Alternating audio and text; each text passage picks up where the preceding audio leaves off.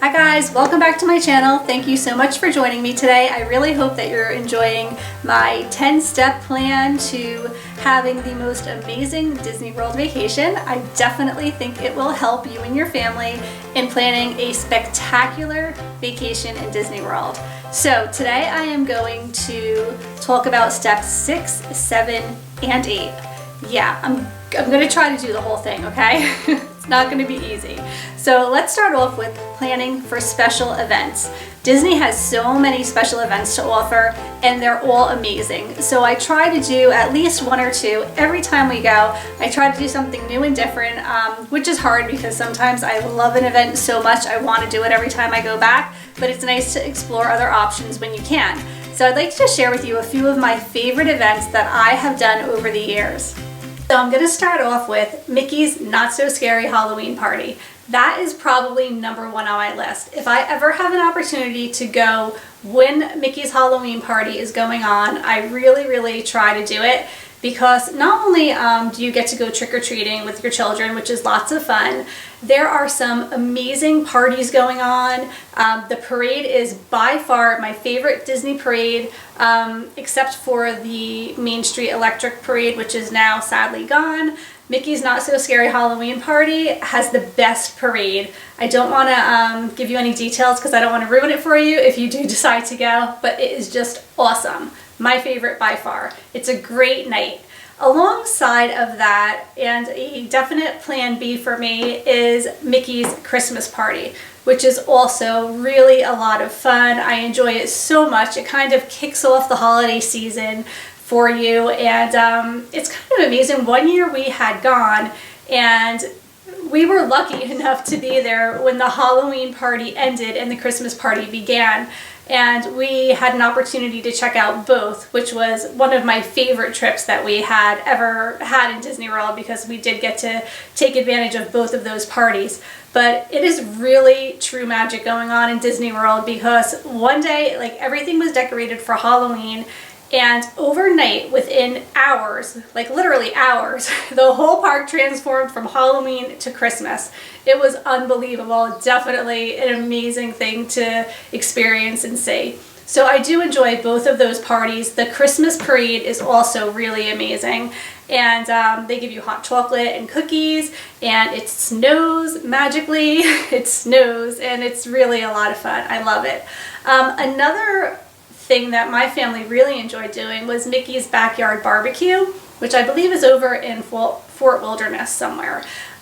We had a lot of fun doing that, and it's very interactive where the kids get to go out on the dance floor and dance with the characters, and Mickey and Minnie are out there and they're having this whole big like hoedown. It's a lot of fun. The food is excellent. It's barbecue style buffet. You go up, make your own plates. They have beer, which my husband enjoyed. It was nice. It was really a lot of fun. Also in that same area, I believe it's also in the Fort Wilderness area, they have the Hoop-Dee-Doo Review. I don't know, I guess kids would enjoy it. I had gone, I was like in my 20s with my husband. We thought it was a lot of fun. We have never returned since, so I don't know if they changed the show at all, but it was just a good time kind of show, family style food. I do remember the food was amazing at this event.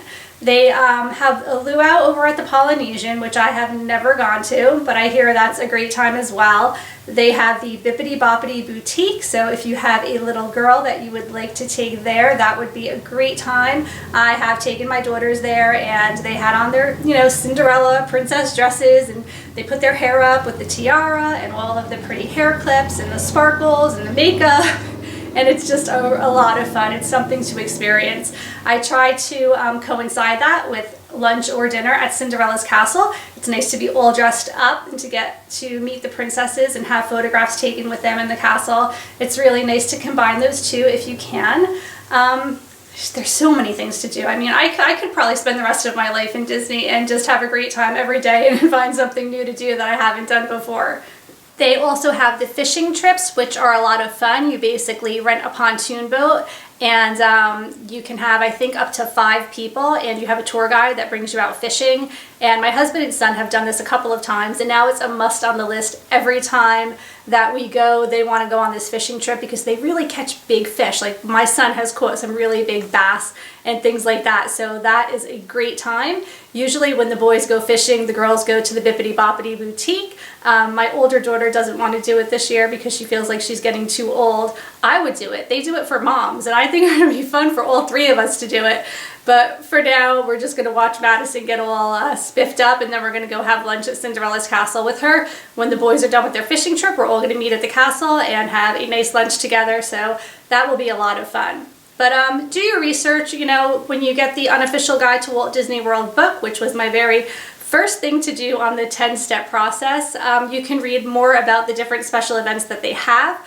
And go ahead and go to touringplans.com. I can't emphasize that enough. They will have everything that you need to know to plan your trip. Just go in the search engine. If there's certain events that you want to look more into and things like that, you can find more information on that as well. So plan those special events, which leads me to my next step, which is step number, where are we at, 7? Okay, so that is the itinerary. The itinerary is going to be the most important thing that you do in preparation for this trip.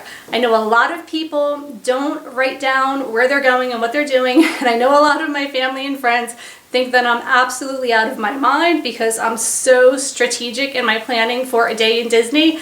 But I promise you, if you're going to Disney to see everything that Disney has to offer, and you and your family are excited to experience all of those rides and restaurants and events and everything that you can possibly do in Disney World, follow a plan and you will get it all done, and it will be a whirlwind of a trip, but you will be so happy that you did it, and you'll have some really, really great memories from it. So once you have your itinerary all written up because you read the book and you went to touringplans.com and you figured out what parks you want to be at on what days, and you know your dining is all taken care of and you have your reservation numbers and you just have all of this information, you know, you print out those sheets. Touring Plans will actually print out a sheet for you. You can plug in all of the rides that you're going on and it will show you the times and the location and the map and everything.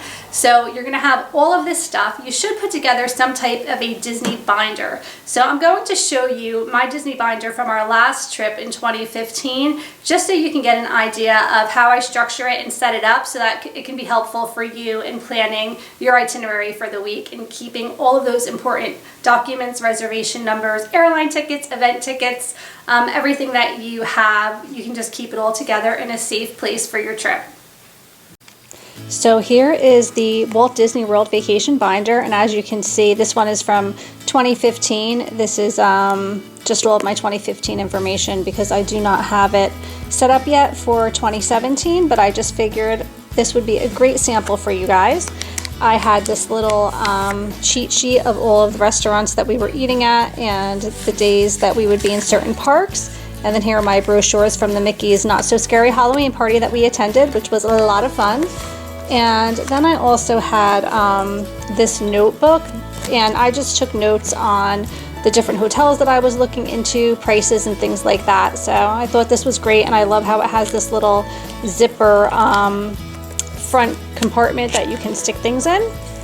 And in one of these pencil case pouches, the pencils and pens were in here, but I also just have the anticipated weather for the week right in the front, so I know how to pack accordingly.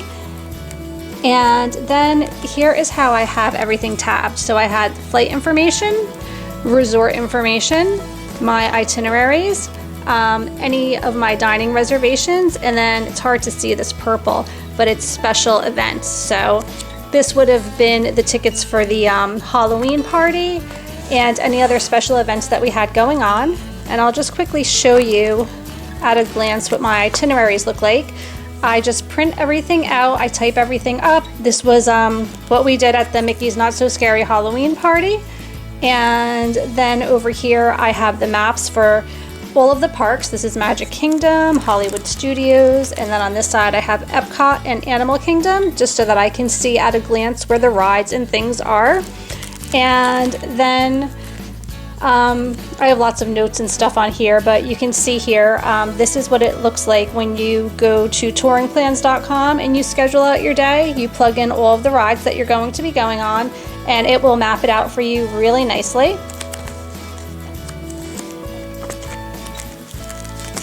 And you can see here I have these little fast pass stickers, and I just put those on next to any rides that we have fast passes for, just so that I have a heads up that we need to catch a ride for a fast pass. And then this was my schedule for Universal the day that we went. And then here's just more of my touring plans through touringplans.com. And then honestly, this was my favorite thing that I had done for this trip. Back in 2015, I was using the Erin Condren Life Planner, and I brought this planner with me, and I basically broke down my days very, very structured. You can see every detail of the entire day is on here for every single park. And I have, you know, certain stickers for my fast passes and the times that we should have been there. I really love how I did this, because what I ended up doing was I would snap a photo of this entire schedule and have it as a screensaver on my phone. So I always knew exactly where I needed to be when. And, you know, I love using the binder and having everything detailed in here and all my information in the binder, along with this notebook, just like when I'm taking notes for reservations and things. But this was like the holy grail. This was what I referred to every single day, and I actually snapped a picture of it, and I printed a copy for everyone that was with us as well, so that everybody had the entire week at a glance. And it was incredibly helpful to have this.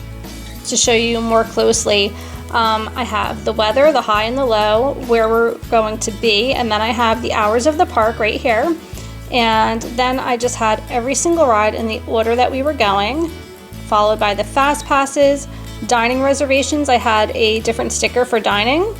Fast pass, we kind of broke up our fast passes this year because we have older children and younger children, so we, you know, separated a few times. And then over here I have the shows, continuing with the rides, dinner reservations, and then ending with Fantasmic. And I did that for every single day, and it was just a really, really wonderful reference to have for our entire trip. So I hope that the binder was helpful for you. It definitely helps me out a lot on my trip. I really just love having that to reference whenever I need to have it. And in regards to planning your day, I know I've said this before in my previous videos, but again, if you're going to take anything away from this, get to the parks early. Get to the parks like 45 minutes before they even open, so you're the first on that line to get yourself, you know, a step ahead of everyone else. So if you're interested in seeing a more detailed list of my days as it gets closer, I can go ahead and show you how I'm structuring my days for my next trip. Give this video a thumbs up if you would like to see that. Okay, so finally, step number 8 is planning your travel. Whether you need to book your airline tickets, or you know, you're driving there and you kind of have to plan out if you're going to be stopping halfway through, which is what we typically do if we drive. It's a little bit of a hike from New Jersey, so we try to do it in 2 days. However it is that you're getting there, if it's a train, I know that you can also catch a train to Disney. Get that done. Make sure all of your travel arrangements are taken care of. Once you get to Disney, you really don't need a car, especially if you're staying in Walt Disney World. I shouldn't say you don't need a car. If you're not staying in the world, you probably will need a car to get where you need to go. But Disney transportation is amazing. We almost never rent a car when we go there. We just completely rely on the Disney busing system, the monorails, the boats. Every hotel gets you to where you have to go. So that's wonderful in itself.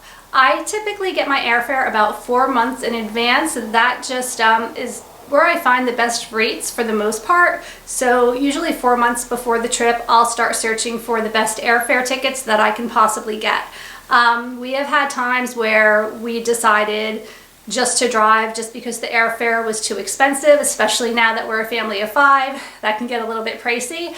I do not mind the drive at all. It's over a 20-hour drive from where I live, but when we do it in 2 days, I don't mind it. We bring a whole bunch of Disney movies with us, and I bring snacks and activities and things for the kids, and I usually end up climbing in the back seat with the kids sometimes too, just because I want to watch the Disney movies. So it's a lot of fun. It's just part of the experience, and I like doing that too. But since lately we've been going during the school year, I don't like to take that many days out of our vacation time to have to travel. So that's why we've been occasionally flying. But anyway, I hope that you enjoyed this video. I have my grand finale coming up next week with steps 9 and 10, which is a lot of fun for me, and that is planning the wardrobe that you're gonna wear and a little bit of my packing tips and tricks. Thanks again for watching. If you haven't done so already, please go ahead and subscribe down below. Follow me on Instagram at Jen's Happy Home, and have a great week. Take care, guys. Bye.